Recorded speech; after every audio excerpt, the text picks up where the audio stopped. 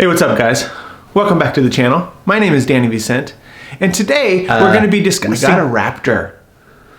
I'm trying to do the intro. Can we go review the Raptor now, please? Why are you being so just play with the disruptive? Raptor? The Raptor. Raptor! Oh my, Raptor. you're not going to stop. Seriously? Okay guys, I guess Raptor. Oh, be sure to like and subscribe if you're not already. Raptor!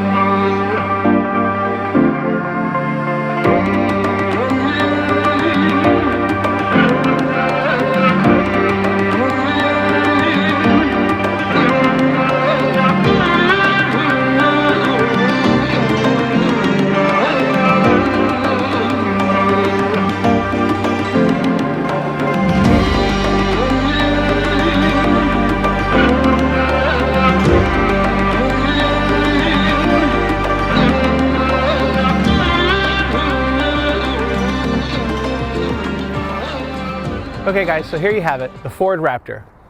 Unquestionably a real truck. Now what makes this so desirable is really the question I had the whole time. The F-150 is the #1 selling truck in America. And yet even amongst F-150 fans, this is the one everybody wants. Why? We'll start off with the obvious, and that's its design. It doesn't look like your standard truck. Far more sporty, wide, flared fenders, scoops, lights, the lights. So a little known fact, a traditional F-150 is 79.9 inches wide. Why is that number important? It's important because a commercial vehicle is identified by its width at 80 inches. So purposefully, Ford made the F-150 79.9 inches wide to comply with a standard vehicle. Well, this one has flared fenders. This is far wider than that standard 79.9 inch F-150. Because of that, this is actually classified as a commercial vehicle, requiring these little orange LED lights or amber lights.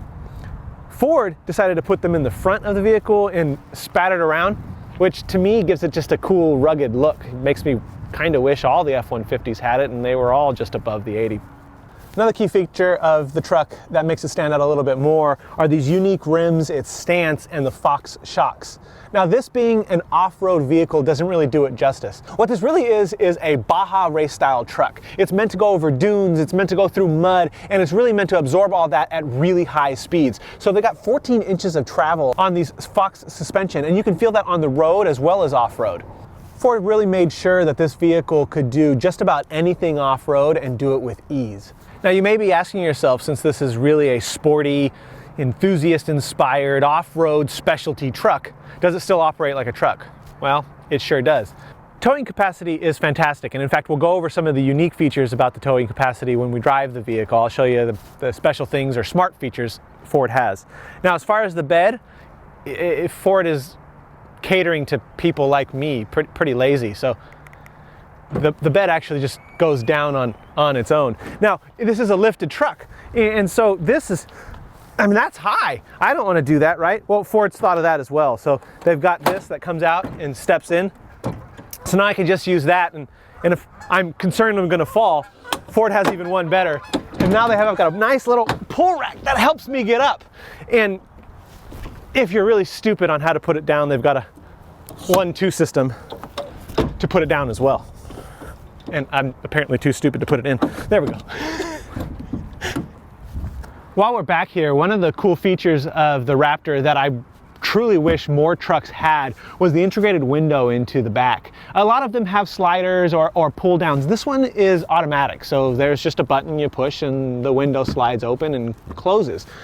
I really don't know why other trucks don't have that. It's a simple fix and kind of a cool feature. Now you guys know me and my fake vents and how much I hate them. I am glad to say these are not fake. I can stick my fingers all the way down, and actually that's still hot because I drove here. Everything on here has a purpose. It's used to cool down the engine or the rotors, things along those lines. Again, very race inspired, off-road inspired vehicle. So a lot of the things you find on sports cars are also found on this truck. It's kind of mind-boggling. Now, I know a lot of you truck guys out there are frothing at the mouth waiting to see what's under here. And if you don't know already, you're probably going to be a little disappointed because it's not a V8. So there she is, Ford's EcoBoost, a turbocharged V6. So again, I said you'd probably be pretty disappointed because this doesn't have a V8, but Ford went up the power. 450 horsepower and 510 pound-feet of torque. So it doesn't have a V8, but it has more power. I probably am guessing right now you truck guys aren't complaining about that. And you know what? It doesn't sound too bad considering it's a V6. Take a listen.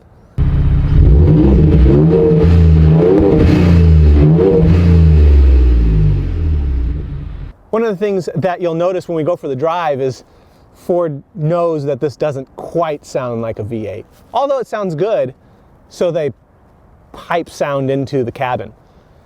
I gotta be honest with you, I don't mind it. So I know this trend of piping in engine sound was started with other vehicles and Ford isn't the first one to do it. But I gotta be honest with you, in this one I don't mind it. The sound is appealing somehow. Why?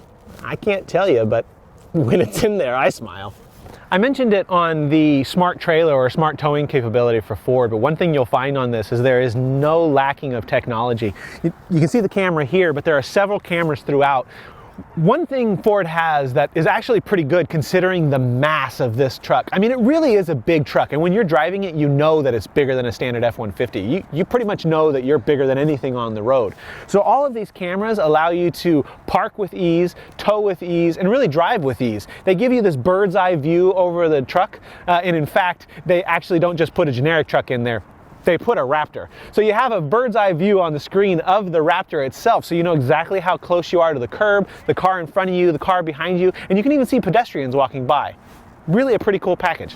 One last thing before we go for a drive on this, and I know you truck guys out there are probably gonna think I'm crazy, but considering 99.9% of the people that buy this vehicle will solely use it around town, they actually won't go off-roading.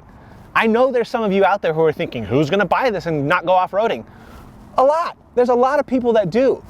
And for them, these suck. Sure, getting out of the truck and putting your foot here coming down is great. But if I get out of this truck and this has mud on it, what ends up happening? I've got mud on the back of my pants coming off of this truck.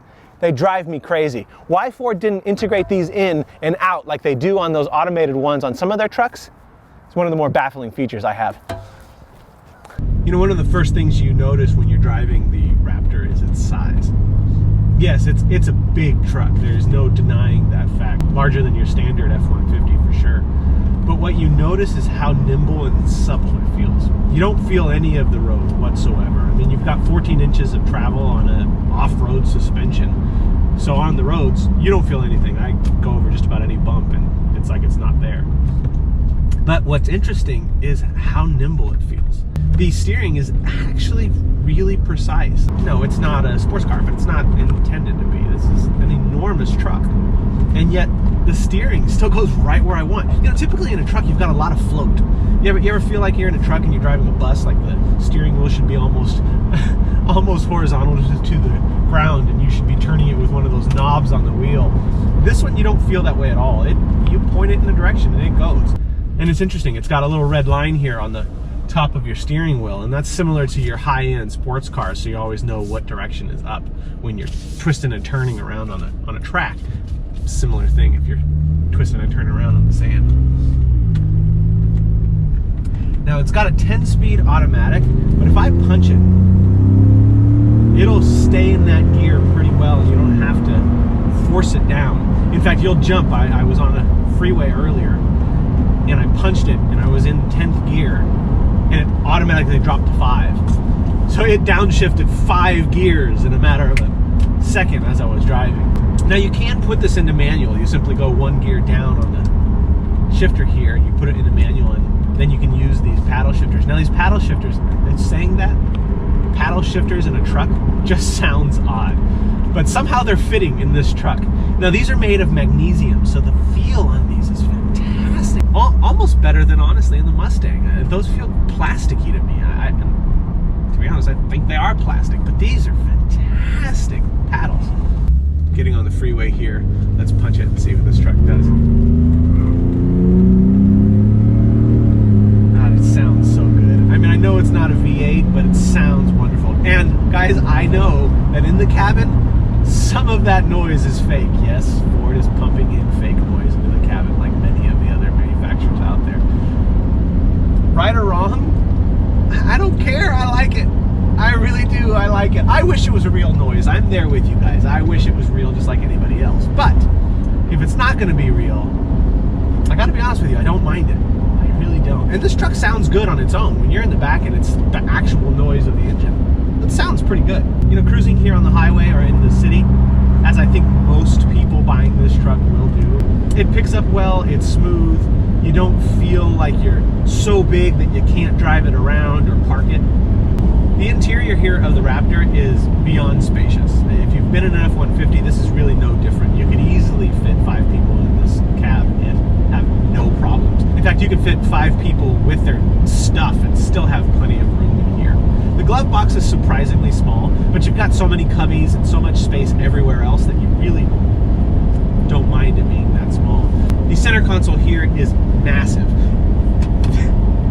The space in here, I don't even know how to describe it. It's so big. This is way too big. I mean, it's way too big. You can fit so many things in here. I'm fairly certain if you fill it up one day, you're not going to know what you have down at the bottom.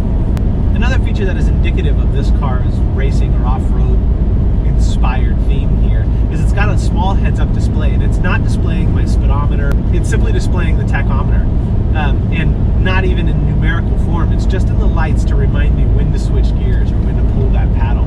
It's a very interesting thing to have in a truck. When you see a truck this size, you don't think it should be this fast or this nimble or this fun to drive, and yet somehow or another Ford has done it. There's no doubt in my mind that the enthusiasm and the desire for this truck out in the market is well-founded, because it is. You get inside this and the rumbles and the noises it makes, its get up and go, its drivability for a truck this size is fantastic. Guys, if you're in the market for a truck, this might be the one. It's interesting, for how many years that the Raptor has been out on the market, you'd think the enthusiasm or the spectacle of it were gone. But the reality is, in driving this, I am still turning heads. Somehow or another, the Raptor still has that mystique to it, and that factor that people want to take a look at that. So, you know, if that's important to you and you're looking at a vehicle that's going to turn some heads while you're driving it, and you're in need of a truck, Raptor is it. Now, this being a sports enthusiast, off-road, race-inspired truck, you'd think they'd skimp on some of the typical truck features, and they don't. In fact, it's got a fairly smart towing capability. The truck will actually learn the trailers you put on here. You place a couple of special stickers on your trailer, and the computer inside the truck will figure out the size of the trailer and the best way to steer it. And then you back your trailer up, which is one of the more difficult things when you have a trailer, using this little knob here rather than the steering wheel. The truck will actually do it all for you. So they haven't skimped on any of your typical truck features, even though this is more of a off-road race-inspired truck. Speaking of that, you do have your manual selector here for your 4-wheel drive, high and low and 2-wheel. But you can do that via the mode selector here on the steering wheel. You can go from normal to wet to mud and sand, Baja, which is great. We'll tighten up the suspension and steering and even throttle response, making it just a little bit more fun to drive when you're off-road. Now, can you turn that on the streets? I'm sure you can, and have that same throttle response and steering response, yes, but it is meant ideally to be for that off-road experience. So it's got all the utilitarian uses you have with a truck, and yet it feels like this. It's no wonder people want this truck. It's no wonder why its value stays up, and it's no wonder why it's so sought after. So if you're in the market for a truck, and you want one that's a little more fun than your standard truck, I'm not a truck guy, so typically speaking, I'm going to tell you most trucks aren't fun. They're practical. There's a lot of things you can do in a truck that you can't do in anything else. But they're not typically fun. This one is. A lot. So then the question comes, if you're in the market for a truck, should you consider this one? I think you should. I honestly don't know that you should consider anything else. I think in the end, new or used, this is the truck. If you're in the market and you want a fun truck, this is it. Good job, Ford. Good job. So there you have it, guys. The Ford Raptor. Yeah, it's pretty much all it's cracked up to be, and all the hype is very real. If you're in the market for a truck, that's definitely the one. I hope you liked today's video. If you did, smash that thumbs up button. If you're not already subscribed, please subscribe below, and that little bell icon, click that too, so you can be notified the next time I upload a video. I'll catch you all in the next one. Should have brought my sunglasses as I can't see without squinting. 3. Those geese don't like this part of the Ford Baja race truck. There's a lot of geese around. Let me in! There we go. I know it started with some cars that had some very small engines and they were trying to compensate by the sound. How do I say that? I know the trend of piping in engine sound it was something started with other cars that maybe have much smaller engines but the look of a bigger car. That is not what I want to say either. Holy